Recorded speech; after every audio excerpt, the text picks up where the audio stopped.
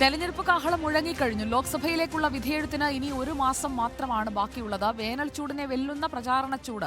സ്ഥാനാർത്ഥികളെ പ്രഖ്യാപിച്ച് UDFും LDFും നേരത്തെ പ്രചാരണം തുടങ്ങി. BJP സ്ഥാനാർത്ഥി പട്ടിക ഇനിയും പൂർണ്ണമായിട്ടില്ല. കേരളത്തിൽ തെരഞ്ഞെടുപ്പ് പ്രഖ്യാപനത്തോടെ സംസ്ഥാനത്ത് ഇപ്പോൾ പെരുമാറ്റച്ചട്ടം നിലവിൽ വന്നിട്ടുണ്ട്. 18ാം ലോക്സഭയിലേക്ക് മുന്നണികൾ 18 അടവും പയറ്റുമ്പോൾ ലോക്സഭാ തെരഞ്ഞെടുപ്പിന്റെ സമഗ്ര ചിത്രവുമായി മഹാഭാരത യുദ്ധം ആരംഭിക്കുകയാണ്. ആദ്യം നമുക്ക് തിരുവനന്തപുരത്ത് നിന്ന് തുടങ്ങാം. തെരഞ്ഞെടുപ്പ് പ്രഖ്യാപനം വന്നതോടെ കച്ചമുറുക്കി രംഗത്തിറങ്ങാനുള്ള തയ്യാറെടുപ്പിലാണ് സംസ്ഥാനത്തെ മുന്നണികൾ. 2019-ലുണ്ടായ മുന്നേറ്റത്തിന്റെ തനിയാവർത്തനമാണ് UDF ലക്ഷ്യമിടുന്നത്. കഴിഞ്ഞ തവണ ഒരു സീറ്റിൽ ഒതുങ്ങേണ്ടി വന്ന ഇടതുമുന്നണി ഇത്തവണ ആ നാണക്കേട് ഒഴിവാക്കാനുള്ള ശ്രമത്തിലാണ്. അക്കൗണ്ട് തുറക്കാൻ പണി 18ഉം പയറ്റുകയാണ് BJP.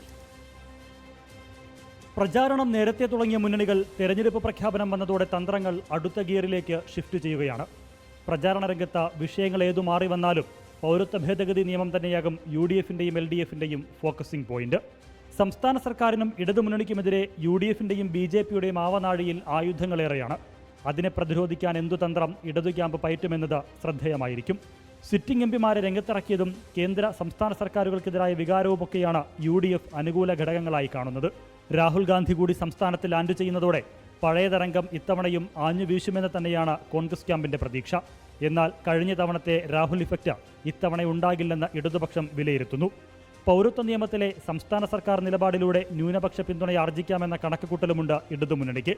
ഒപ്പം മുതിർന്ന നേതാക്കളെ സ്ഥാനാർത്ഥികളാക്കിയതും കോൺഗ്രസിൽ നിന്ന് BJPയിലേക്കുള്ള ഒഴുക്കും അനുകൂല ഘടകങ്ങളാകുമെന്ന് ഇടതുമുന്നണി കരുതുന്നു. മോദി ഗ്യാരണ്ടിയിലാണ് BJPയുടെ പ്രതീക്ഷകളത്രയും. എന്തു വില കൊടുത്തും ഇത്തവണ അക്കൗണ്ട് തുറക്കാനാണ് BJP ശ്രമം. പ്രധാനമന്ത്രി ഉൾപ്പെടെയുള്ളവർ താരപ്രചാരകരായി എത്തുന്നതോടെ പെട്ടിയിലാകുന്ന വോട്ടെണ്ണം കൂടുമെന്നും BJP ക്യാമ്പ് കണക്കുകൂട്ടുന്നു. ഏതായാലും ആവനാഴിയിലെ അസ്ത്രങ്ങൾ അത്രയും പ്രയോഗിച്ച് വോട്ടർമാരെ പാട്ടിലാക്കാൻ തന്നെയാണ് മുന്നണികൾ തന്ത്രങ്ങൾ മെനയുന്നത്. Reporter Al Ameen, in reporter, Thiruvananthapuram.